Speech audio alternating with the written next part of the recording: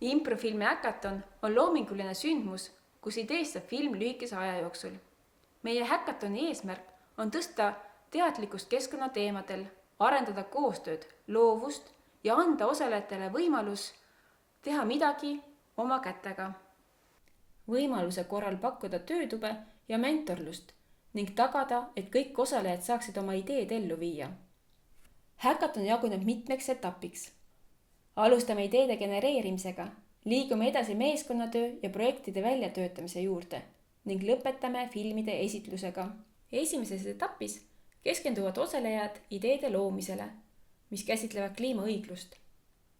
Pärast ideede genereerimist valitakse välja kõige paremad mõtted. Neid ideid täpsustatakse ja arendatakse edasi. Teises etapis jagunevad osalejad meeskondadeks vastavalt nende huvidele ja oskustele. Igas meeskonnas on inimesi, kes täiendavad üksteist.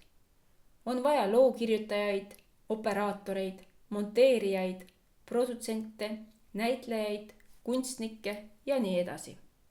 Meeskonnad loovad esialgsed plaanid, testivad ideid ja täpsustavad neid, et valmistuda lõpliku filmi loomiseks.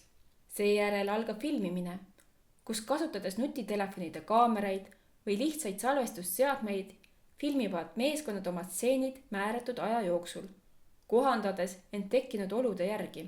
Peale filmimist algab montaaž, kus saadud materjal kokku pannakse. Häkatoni lõpetame filmide esitlusega. Meeskonnad jagavad oma filme teistega, selgitavad oma projekti ideed ja teostust. Toimub tagasiside ja arutelu.